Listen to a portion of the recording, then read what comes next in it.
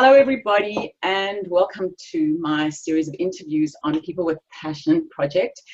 Today, we are super lucky to have with us somebody who has become a kind of international superstar. He is a CNN political contributor. He has been a special advisor to Obama. He has founded the Ella Baker Center for Human Rights. So many amazing achievements in his life. He's the author of 3 New York Times bestsellers. He is quite a superstar as far as his voice is concerned. It has reached all over the world. He was a very close friend of Prince's. He is a close friend of Oprah Winfrey's. And I am excited to say he is also a close friend of mine. Because the thing about this superstar is that I knew him long before everybody else knew that he was a superstar. We go back around 25 years. We were law students together at Yale, 1992, and I am super pumped today to be talking to the one and only Van Jones. Van, thank you so much for taking time to talk to us today. Well, I appreciate the opportunity. I've known you for a very long time. I knew you before you were a big deal as well. So that's one of the good things about life is that if you meet good people young and stay together with them, then later in life you can brag on them. Yes. Well, the difference between us now is that I have as much hair now as I had back then.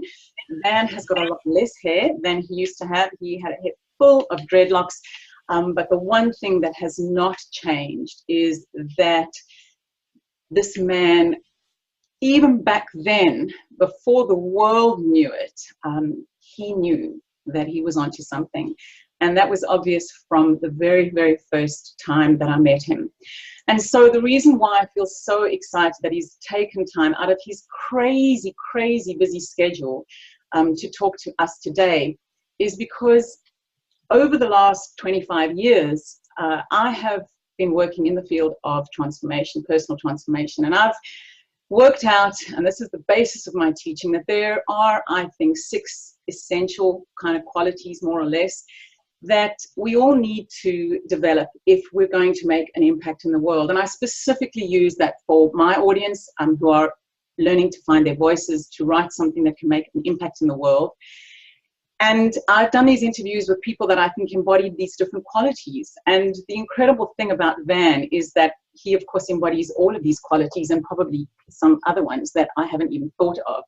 So the questions that I have today are not about Van's political opinions, because these are available for anybody to go and find out. But these questions really relate more to how he embodies these qualities of character, these qualities of spirit, the qualities of his humanity, which I think as emerging authors, as people who are trying to transform our world through our words, are qualities that we really need to work on, because the quality of our words is a reflection of the quality of our consciousness at any given time. And so that always has to be at the center of our work, is that we always want to be transforming. We always want to be opening ourselves to new frontiers, to take our readers to a new place. And we can only ever take our readers as far as we have gone. So the question always boils down to, how far are we prepared to go? How far are we prepared to push ourselves? You know, how much more can we learn? How much bigger can we grow in consciousness so that our words can take the energy of that consciousness and bring that out into the world? So, Van, where can I start? Well, I think that you are somebody who uses your voice the way that Toni Morrison speaks about freedom, of which she says the function of freedom is to free someone else. And I've always felt like you have used your voice, in order to bring voice to so many other people. And as writers, we always think of finding our voice, but of course, that voice is about connecting and building bridges into other people's experience. So I'm going to start by asking you some questions, Van, about this first quality of consciousness that I think is like the bedrock of all writing, of all thought, of all consciousness, and that is conviction. And, when I was thinking about you, I thought about 3 words that are the opposite of Van Jones. And the 3 words that I came up with were a wallflower, reticent, and afraid. Like, those are the three words that would be the opposite of you. They're words I do not associate with you. So from the moment I met you, I'd never met anyone with such a clear sense of purpose and conviction. One of the few people I believe I've met who, even at that young age, kind of was born knowing what you are here for. So my question to you is, where did that sense of conviction come from?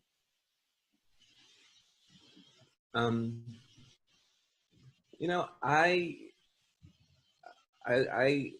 don't have good advice for people in this area because I from the time I was pretty small, I had a sense of connection to some higher purpose. I remember just being a child, and we lived in the country. We lived on at the end of a gravel road, no sewage, no street lights, no sidewalks.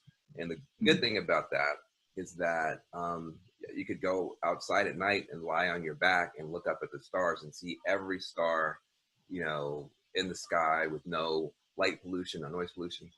And I just go out there and I would pray. Hello, small person. That is not my small person. Somebody else's small person. I think I felt a connection to the universe, to God, to whatever from a very small age. I think the difference between me and other people is I just never let anybody talk me out of that. You know, I think that everybody has that when they're little. Everybody plays imagination games. Everybody thinks of of doing crazy things, becoming an astronaut, becoming a firefighter, doing all these different things. And then the world starts telling you that that's not possible. And for me, because I was born in '68, that was the year I learned that year Dr. King was killed, Dr. Martin Luther King, Bobby Kennedy was killed. And they would give us in second grade these little weekly readers. And whenever there's a story about Dr. King or Bobby Kennedy, I would cut it out because for some reason I felt connected to them because they died the year I was born. And I felt as a child that even when I was playing with my, you know, action figures and stuff, you know, I would rename them, you know, JFK and MLK and RFK. And I just focused on, you know, doing something good in the world and helping people. And I don't know, it struck me as odd that as I got older, people's sense of idealism, people's sense about what was possible for them or what was possible for the world started to erode. All my friends when we were growing up wanted to be rock stars and movie stars and be on TV and be president of the United States and cure cancer, whatever it is. Like everybody, nobody had tiny dreams when I was growing up. I don't know. I just held on to them. I understand that because I think I felt exactly the same, and that is something that I keep coming up against in teaching people, because it is something that feels to me to be innate. What do we say to people who come without that feeling of innate self-belief, that sense of trusting themselves, that what they're here for has some kind of purpose beyond themselves? Like, what would you say to one of your sons, for example, who came to you and said, look, I don't believe that, I have any value, or I'm full of self-doubt, which is really, for me, if I had to boil down the greatest obstacle that I have in the teaching that I do, it is to show people that their voices matter, that their lives matter, that who they are matters, that the sense of self-doubt is not something that you can believe. Well, with your own children, they don't listen to you anyway. So I probably have less influence on my own kids and on your kids. So, but if I was talking to somebody, I think service is the key. When I have to talk, I have to get up and give a speech or be on television, live TV. The times when it goes best is when I go through this particular exercise, which I try to go through every time. And that is, the first thing I do is I imagine, suppose I'm having to give a lecture. I try to imagine who's not there. You know, usually you focus on who's there. So who's not there? Hmm. I'll imagine, like, you know, some impoverished grandmother, you know, in some urban neighborhood, who's having to send her grandchild out the front door, you know, not knowing if she's ever going to see that kid again because there's so much violence, there's so much danger in that community. I think about her. I really try to visualize someone in that situation. I ask myself, what would that person want me to do, or want me to say, or want me to communicate to this audience? Because usually I'm talking to, you know, at this point in my life, you know, Silicon Valley elites and Wall Street elites and politicians, or at least, you know, academic elites.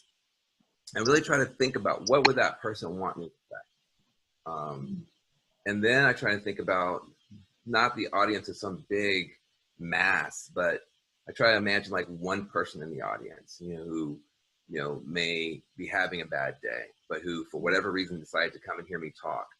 And maybe she had to deal with childcare and traffic and parking and all these different problems. And she listened to the radio and all the stuff that's going on in the world. And she winds up, you know, sitting on the third row, 4 people over. Like, what does she need from me? And then I think about, how do I connect those two people? How do I connect, you know, that grandmother and that woman in the third row? And the thing about it is, what disappears is me. What disappears is Dan Jones, this little bundle of egotism and anxiety and fear, and what am I going to say, and how am I going to seem, and I hope I get it all right, and I hope my PowerPoint works, and all that just goes away. Yeah. Because I'm really just trying to use whatever gifts I do have in service to that woman who's not there and that woman who's there. I think that's part of what I encourage people. It's like, you know, you're a big deal to yourself and you should take yourself seriously. But, you know, if you're showing up for a, you know, Joanne's class, or showing up for my lecture, or you're, you know, watching me on paid cable television, you're better off than a whole bunch of people in the world. Which is not to say, well, you should put yourself down, but it's to say that that means you can help. There's something that in your life, in your journey, there's an opportunity to be of some service. And I find that that works for me.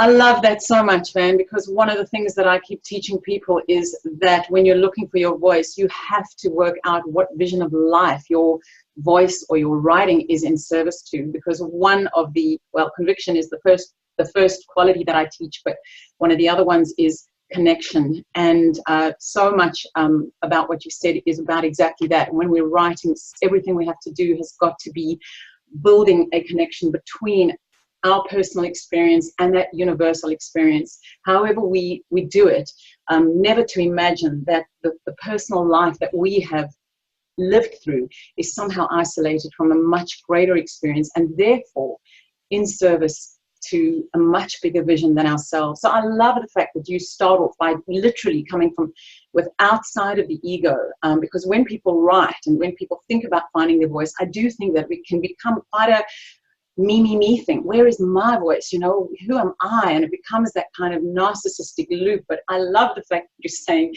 just step out of that and just think about what that voice is for, because it is not for you. Writing is never just for you. It is about taking who you are and sharing that for the benefit of humanity.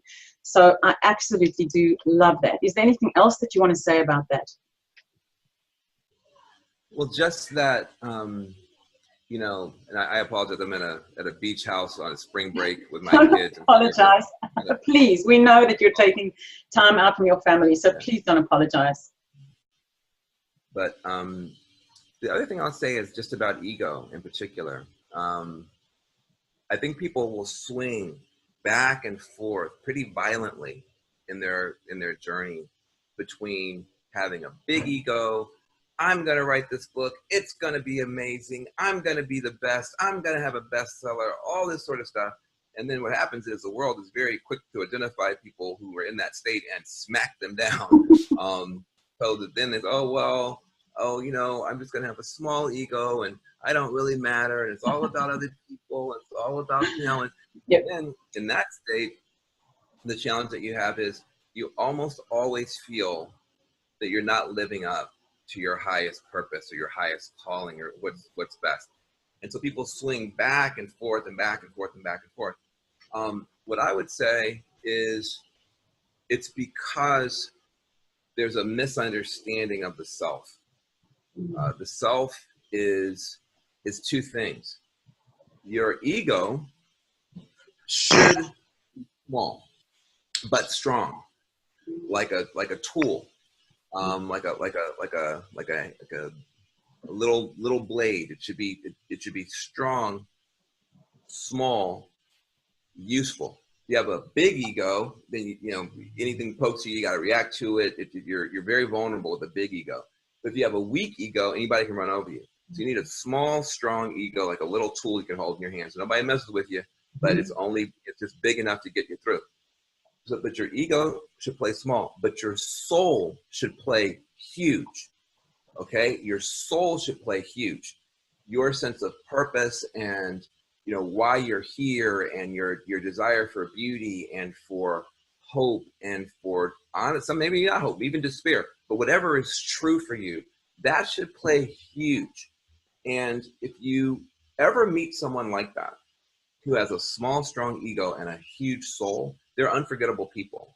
Or if you ever read work that comes from that place where the writer is sure of where she's going, but it's not a self-serving, self-aggrandizing, look at all the words I can use, look at all the tricks I can play, look at how clever this is. But there's something deep and honest that's trying to come forward.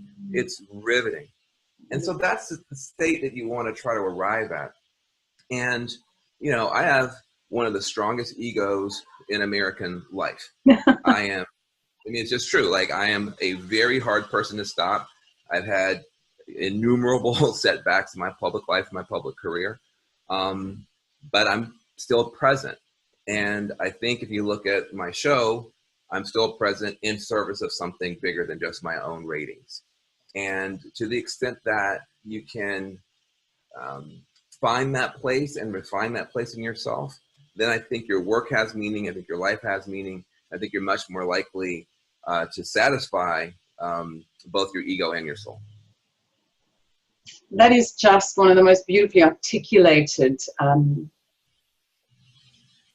ways that I've ever heard that spoken about. I love that, because it is actually working within that paradox, and that is part of what I think the messy truth is. I love that phrase as well, with the title of your new book as well, which is to kind of work into that space where you are always working something inside of yourself, because it's never something that settles, is it? It's always something that you have to bring your awareness and your attention into, because it's so easy to, I imagine, in your position, to really get a sense of self-importance. And wouldn't that just be a terrible thing? One of the things that happened recently, just give me a second to tell you a story. It's true story. I've talked to you for a while. True story. So after my show debuts, I interviewed Jay-Z, who obviously global superstar, as my first guest, which is like nuts. I've only done 5 shows. I've only done 5 shows for the Dan Jones Show. We've had Oprah Winfrey and Ava DuVernay and Steph Curry and just all these superstars. After we do the interview, Jay-Z is kind enough to invite me to his party. Maybe the Grammys were going on, whatever. So we go to literally the World Trade Center, or whatever they call it now, and we go up this escalator. And this escalator ride is so long that they play a whole song of his in the escalator. You're still going up. It's crazy. And you get out, and you're on this top floor, and you're looking down on helicopters. Okay, I mean, that's how high up you are. Wow. I mean, you can literally see the entire, like, all of New York, the horizon, the whole thing. And every celebrity's there, Beyonce's there, all these people. And I realized in my career, metaphorically and literally, there's no higher floor. Okay, like, this is as high as you get in American society. I have a top-rated show on CNN. I'm interviewing Jay-Z and Oprah. I'm literally at the highest floor. So the next day, I'm talking to my counselor. I'm still selling counseling.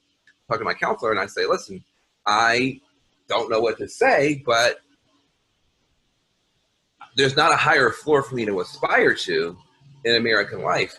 He goes, true, but there are deeper floors. There are deeper floors. Okay?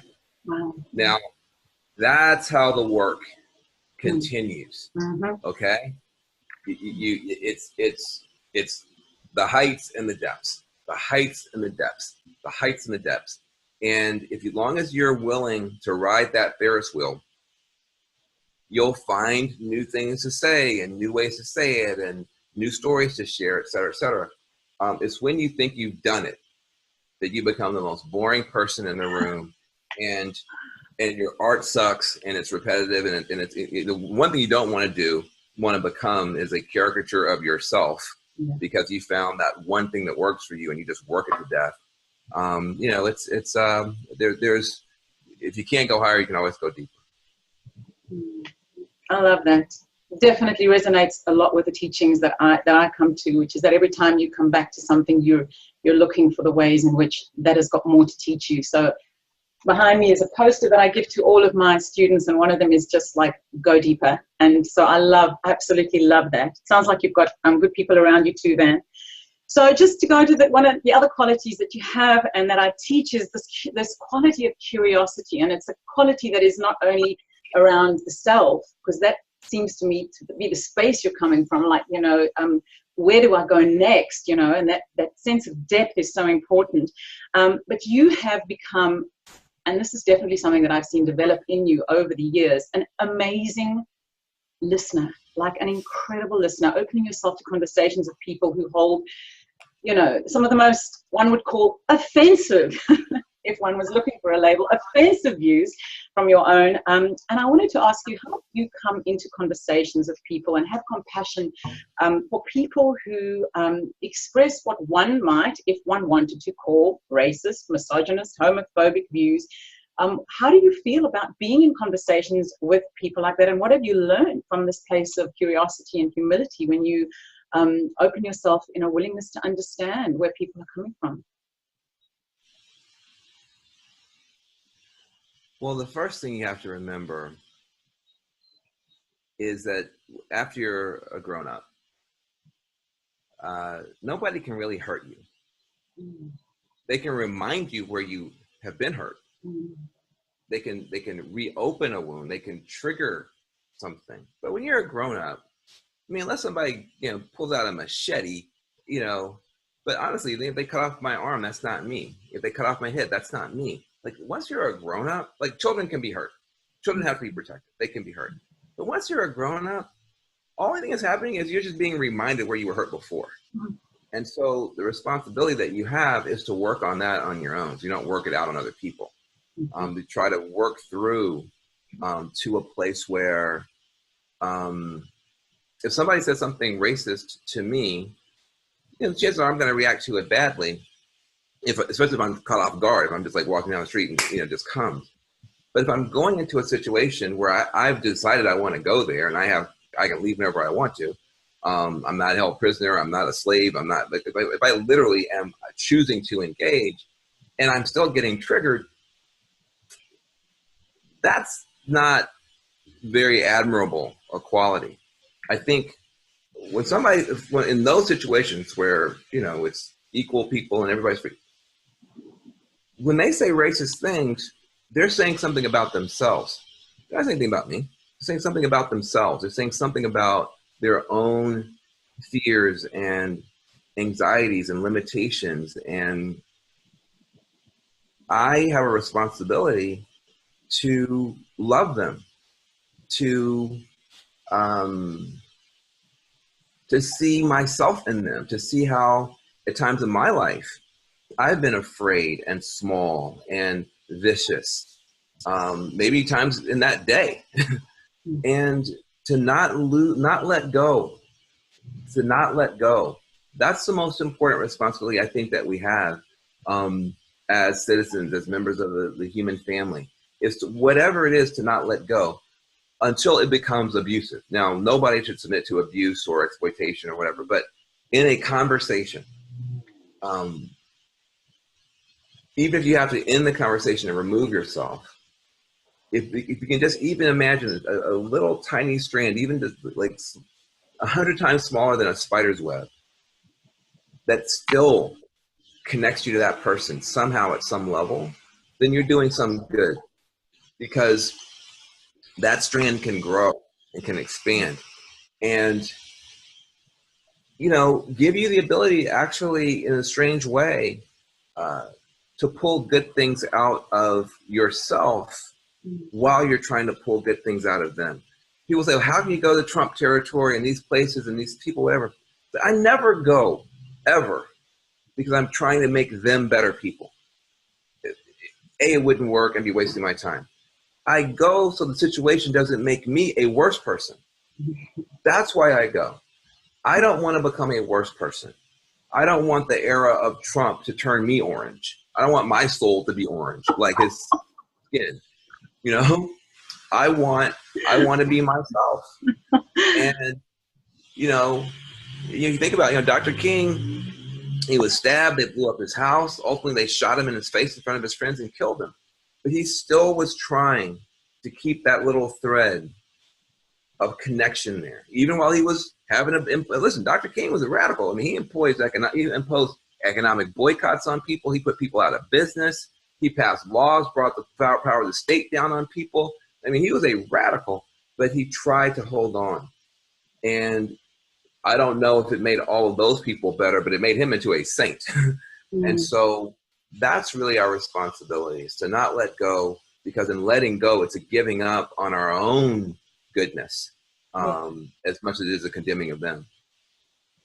I love that as a kind of reframing even of curiosity, that even if you're going to come into a conversation where perhaps, you know, your curiosity takes you, you're in that conversation with a curiosity about what, you know, how you can grow, where your growing edge can be inside of that conversation, and how that can turn you, and the ways in which it can turn you. So one of the things that I absolutely remember, Van, that you said to me like 25 years ago in bloody cold New Haven, was that the most important thing was that we had to learn to love our enemies' children as much as we loved our own. So even back then, there was something about that that sort of struck me so clearly, that that you were going to engage with people who are coming from a radically different place. And I know in myself, every time I have ever grown, it has been in that place of immense, immense discomfort, of working out who I am in this conversation and where it is that I can go. So one of the other qualities that really comes up in this as well is this quality of courage, which I think is really the hallmark of, you know, any thought leader, anybody who is trying to do any kind of personal transformation. And I wanted to remind you too of something that you told me back then as well. Many things that you said to me back then stayed with me, which is that nobody trusts self-hating politics. Nobody trusts self-hating politics. I mean, I was once expressing something about, you know, being ashamed of being this kind of privileged white Jewish South African. And you kind of just sort of shrugged at me and you just went like, get over that. Nobody trusts that, you know, that place. And it's something that I have brought into my teaching, because I work with a lot of women who come from a place of great self-loathing, like incredible self-loathing, and they're trying to find a voice in that. So what can you share, you know, from just where you're coming from, about what do you say to people who come from that place of self-loathing, and how do we have courage to work through that into a bigger hearted place? You know, courage. You know, I don't know if I have a great answer. I think that, you know, out of the Black tradition, especially in the United States and the South, there's something we say in the church that says hallelujah anyhow. You know, that bad things have happened, horrible things have happened, but hallelujah anyhow. It's a classic Black response, which is you don't deny the pain, but you don't let the pain have the last word. Both of those are important. So yes, you're privileged and you're a part of oppressing people and all this, whatever it is, or you've been beaten or whatever. I don't know what all the pain is. So you don't deny the pain, but you don't let the pain have the last word. Because at the end of the day, everybody counts, everybody matters, including you. Everybody has something to offer, including you. And it's important that you offer it. And if you sit there and you self-marinate in your own pity party, then you're much worse than somebody else who doesn't have any political consciousness, who's just going out there and living their lives, and maybe even doing damage. I respect them more than I respect somebody who's just woke enough not to do anything, who's just conscious enough to be conscious of their guilt, but not conscious of their opportunity and responsibility to shine their own light. This is very tough stuff. You know, people can fall. There's a valley you have to go through from false sense that everything's okay and you're at best a victim of circumstances. And you know, a lot of people who are politically conscious, at first they don't even know that there's sexism. They don't know there's racism. They don't know there's classism. They don't know anything that's going on. So just walking along, just sort of like, you know, happy and stupid, and suddenly they learn something, either about something happening to other people that they're complicit in, or something happening to themselves that is unfair. And there's a valley you go into of people think, oh, they're waking up, they're coming into consciousness. No. They're becoming aware of a kind of pain, and they're getting more in touch with victimization, victimhood, all that stuff. Very important part of the journey. But if you just go down there and stay, you'll either just be outraged or depressed. And you know that's fine for a couple of poems, but yeah, you know, it's just not that useful to anybody, and it becomes indulgent, and it becomes its own, it inverts, and it becomes another form of privilege. The privilege to sit here and be pissed off about my privilege, which is just another iteration of privilege, which just doesn't work. So that's, I think it's important that we go through it, so we come out the other side and say, you know what, I now know more about the world and more about myself. I have these responsibilities and I have these opportunities, but I actually want to be in service and I want to be a good person. Let me just say one more thing. We're just left over from this earlier conversation. One of the things that's going on is that people go into those downward places and they either just wallow around like, I have so much privilege, I suck, or they start lashing out at people and they want to call everybody out. I want to call you out on your sexism. I want to call you out on your racism. I want to call you out on your transphobia. I want to call you out on your anti-Jewish bigotry, whatever it is. It's fine, I understand that. I've done my share of it. But I think that we need a bigger tool kit. So we aren't just calling people out. We also need to be calling people up to a higher expression of who they can be in the world, and calling people in to community with us. Just call people out, and that's all you do. Eventually, everybody's out. And then we're all lonely and feeling like victims, and we've thrown away the baby with the bathwater, because whatever that person said, if they're talking to you and they said something that was a transgression in your eyes, that's not all they are. No. That's not the limit of their humanity.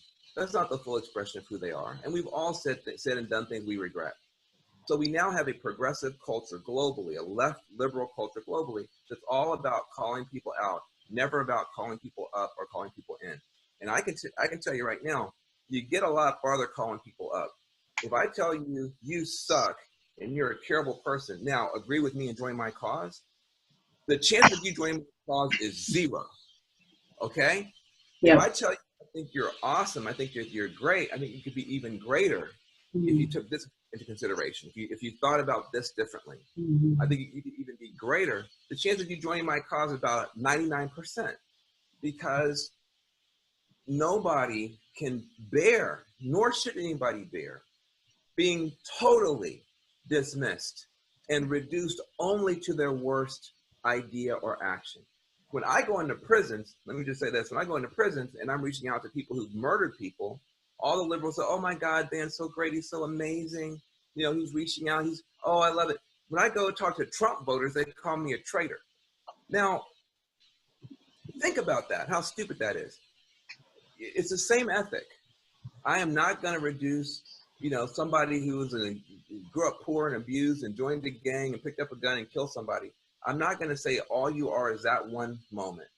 And if you voted for whoever you voted for, or if you have whatever negative views you have of black people, or what, I'm not going to say that's all you are, because you're also probably a dad or a mom or a great cook or somebody who's coaching little league. You're not just that. I'm not going to let you just be that. And I don't mean to preach about this, but I just think there's something really important for people who want to be writers and people who want to say something that might actually be other than just a Facebook screed, you know, with, you know, printed out on paper and called a book. If you really want, I think, to say something as a writer, part of it is figuring out how to hold on to everybody's humanity, even if you especially hold on to your own, and imagine that somewhere in all this mess, there's something redeemable about everybody, including yourself.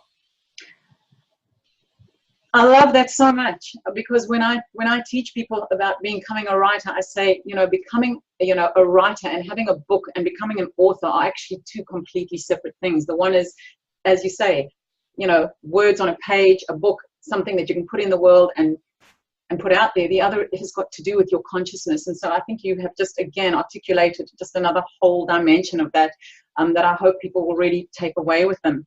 So Van, I want to just to ask you two more questions. The one is around one of these other qualities that I teach, which is commitment. And to ask you, you know, how do we stick with things when they get really hard? I know the night that Trump was elected was just such a difficult one for so many people, and yet hours later you were there on Facebook doing a kind of I was crying, and you were there on Facebook doing a Facebook Live, encouraging people not to give up hope. You know, I can imagine you yourself must have been feeling, I don't know, just so desperate. And so I wanted to ask you if you can articulate, what do you think are the dynamics of personal mastery or self-management that allow us to face, you know, in the face of something that seems so like hopeless, to kind of then hold up hope, to speak goodness into the darkness? What is it that we have to do to make sure we are the ones that hold up the light, that inspire, motivate, and cheer the forces of love on, you know, even when it feels like, no, there is no hope?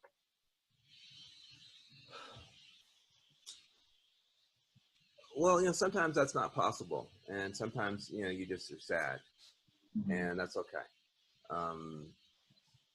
For me, as a leader, and somebody who's tried to put those responsibilities on my own shoulders for a long time, perspective is very useful. Yeah. You know, there are people who, no matter who you are or what you're doing, there's somebody in the world or in history who had it way worse than you and found a way through it.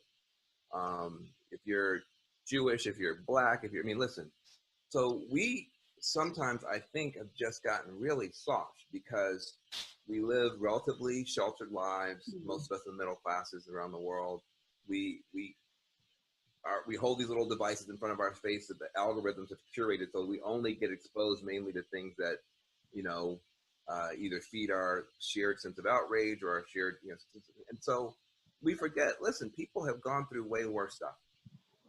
And if a Dr. King or an Ella Jo Baker or a Fannie Lou Hamer or a Nelson Mandela or any of these people could confront real serious brutality, not just bad tweets, not just like jackass, you know, with like, you know, bad hair saying mean stuff, but like real serious brutality, and come through it with wisdom for the ages and examples for the world. I think we can do a little bit better. I think a lot of this shit is just indulgent, fanning of ourselves and building community around victimhood, as opposed to looking at the situation, taking responsibility, and acting from there. We didn't, in the United States, we didn't get Trump because of Trump. We got Trump because the entire establishment has been corrupt and out of touch and greedy and terrible for 30 years. I mean, both political parties in this country suck. That's the truth. And as a result, when it was obvious to me that there were two rebellions in both parties, Sanders, you know, leading the rebellion inside the Democratic Party, Trump inside the Republican Party, that an establishment candidate like Hillary Clinton was in deep trouble. People didn't even want to hear it. Mm. I predicted in June, I'll move on, but I predicted in June of 2016 that Trump was going to win. And I picked every state and got every state right but Wisconsin in June of 2016. So this wasn't a shock to me. I was sad, but I wasn't shocked.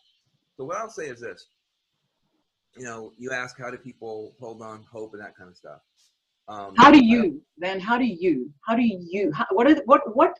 have you done in terms of your own self-mastery to be that person who can do that? What is it that we have to do as conscious beings to be that person in that moment when we are called upon to not fold?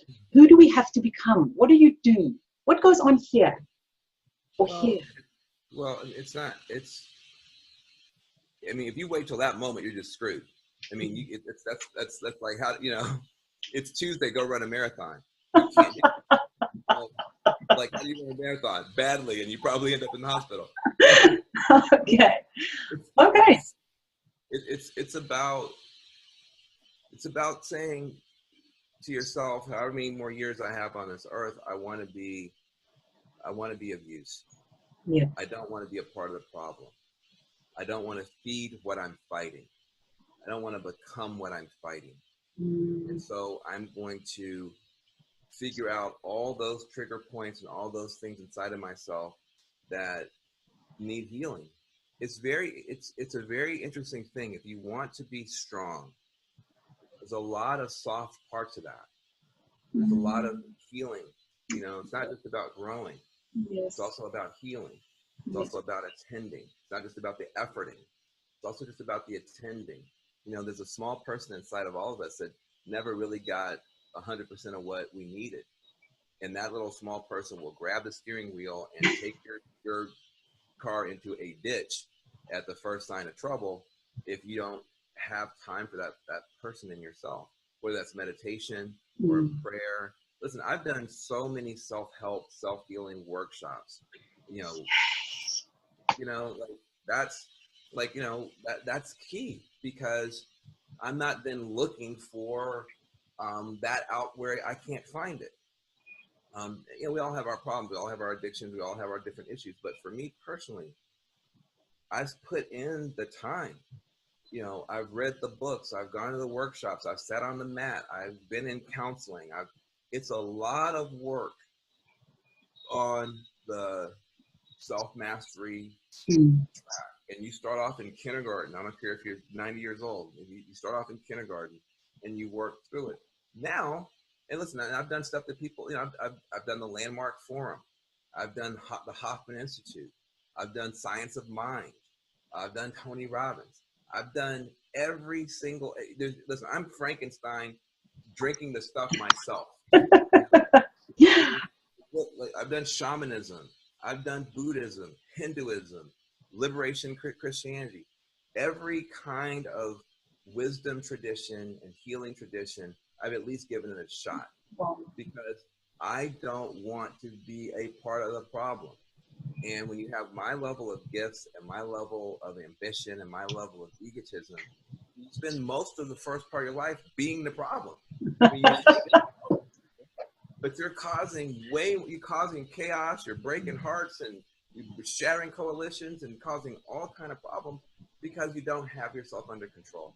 So, and when I got in my 30s, I started spending a lot more time focusing on those things. Now I'm in my 40s, going into my 50s, I have a skill set. I love how the curiosity with which you've come to that whole experience of self-mastery and opening yourself up to all these things. I've heard many people, even, you know, people like Mark Nippo, a wonderful poet who just healed his own cancer by, in a very similar way, just opening himself up to learning everything about everything and not judging anything before he had actually put himself in it, and accepting blessings from, you know, priests, rabbis, imams, all over, all kinds of things. So I love that. Resonates so much with the way I teach, Van. So just to get to something a little bit more practical, one of the other qualities I teach is conscientiousness. Not a very sexy quality, I know, but it is really, you know, where all that hard work and the labor and the detail comes in. And so it's just really comes down to kind of a question about how and where and in what way you have, in the crazy life that is Van Jones, found the time to write 3 books and do all the other work, the conscientious work that is required to become the person that you are. Can you talk a little bit about, you know, so many people say to me, oh, you know, I don't have time to write, you know, and all of this kind of stuff. And so what, can you share some of your strategies for being that kind of, you know, it's a very quiet, it's a very humble, kind of the little red hen who's just going to go out and just do the damn work. Can you talk a little bit about how you've done that? You know, that's the hardest thing of all stuff we've talked about. I probably have the least to offer there. You know, I would say consider that it's a team sport.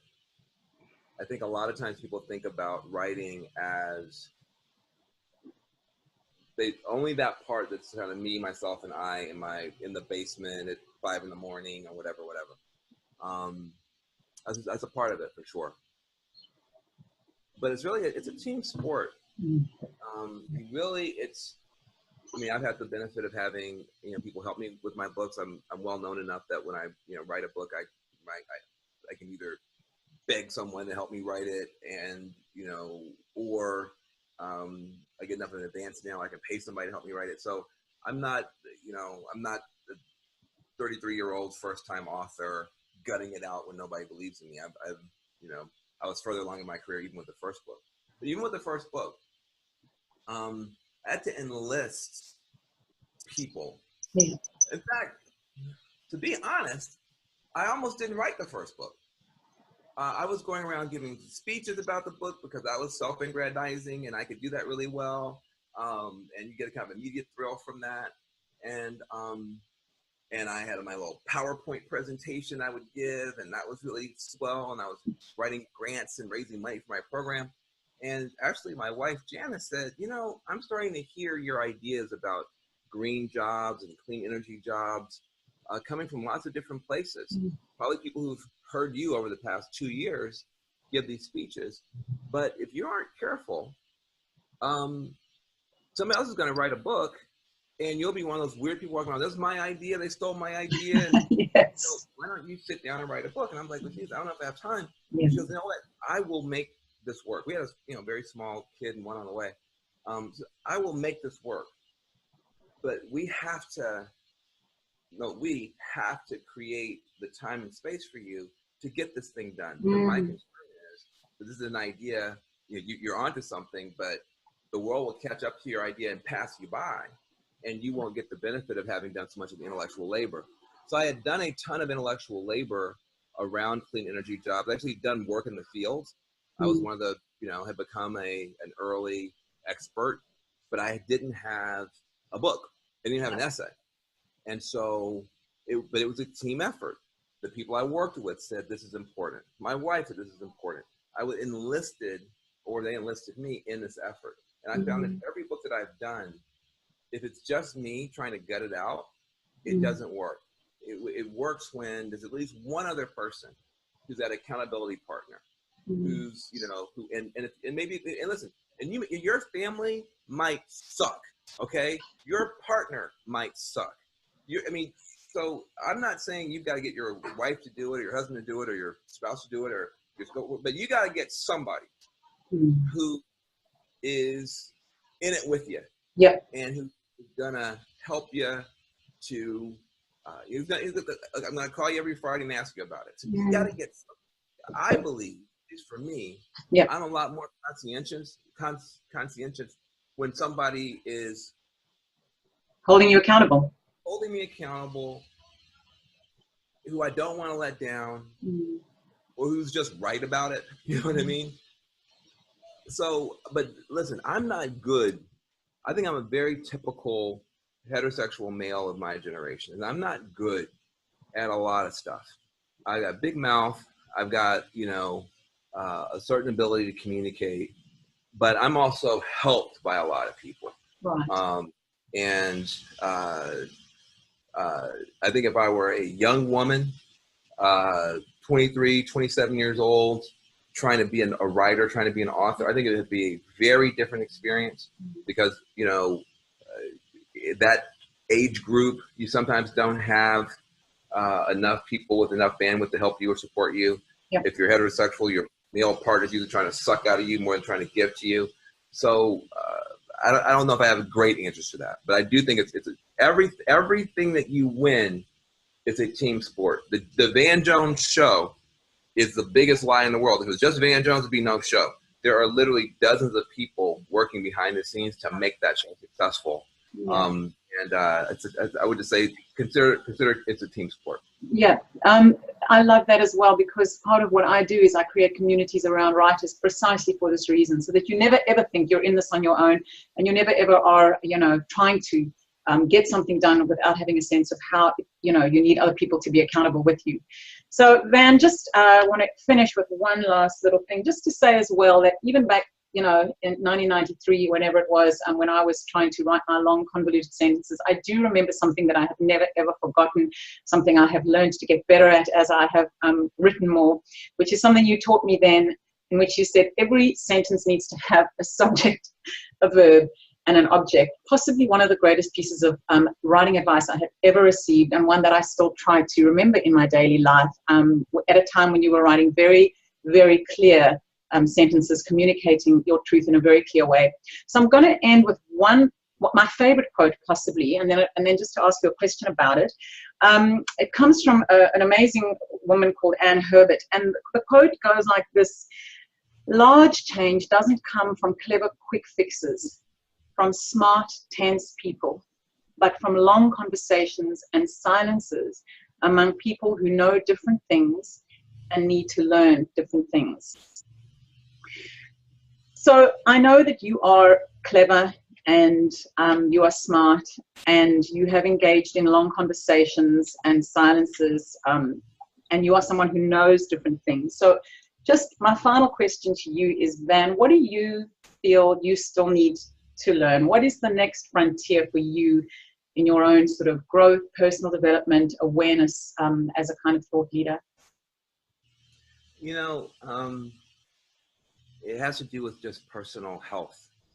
I think for a very long time, I was sort of a brain powered by an ego. That was probably the first good chunk of my life. And as you get older, you realize, I'm a soul in a body, and that body has its needs. Whether it's exercise or water or sleep. I used to literally just say, sleep is for mortals. I don't have time for that. I'm doing, I just food, that's for mortals. I'm doing my thing, and as a result, I'm not as strong or as flexible or physically. I'm not. I'll be 50 years old this year. And I look at the calendar, I'm like, geez, I maybe have only 15 more, 20 more years left on this planet. If you look at the mortality, stuff for Black men in America. So the mortality, I should say, for Black men in America. So I think a lot of my learning now is internal, knowing, proper form to lift weights, which I never worried about, or how to sleep through the night and not wake up in the middle of the night and my brain, it's those kinds of things, because on the externals, the core of my job I can do pretty well now. The core of my job, which is to think well and communicate well, I can do that pretty well now. I still need a better system for time management, for contact management. I mean, project management, you know, the implementing it, I still have a long way to go, but the core of my job, I can do pretty well.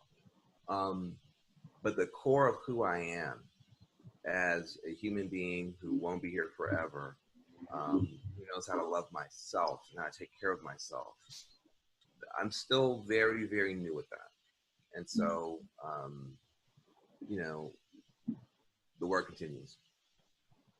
Well, then we wish you so much strength as you do that work. I know your work is not even close to being done, so I hope that you will take care of your body. As you say, the rest of you seems to be working pretty well. I want you to continue to go from strength to strength. Looking forward to more amazing books that change people's consciousness that come out of you. I always look forward to what your next iteration is going to be, and really truly, in somebody whose life is so time managed and time poor, want to thank you so much for taking this very, very, very precious hour. I know you are away with your family and your boys, but for taking this time just to share a little bit about, you know, who you've become, because I know that it is going to inspire so many people. So, Van, I wish you all the absolute best. And again, thank you, my old friend. Just take care of yourself. I hope you get a chance to really unwind and relax and take care.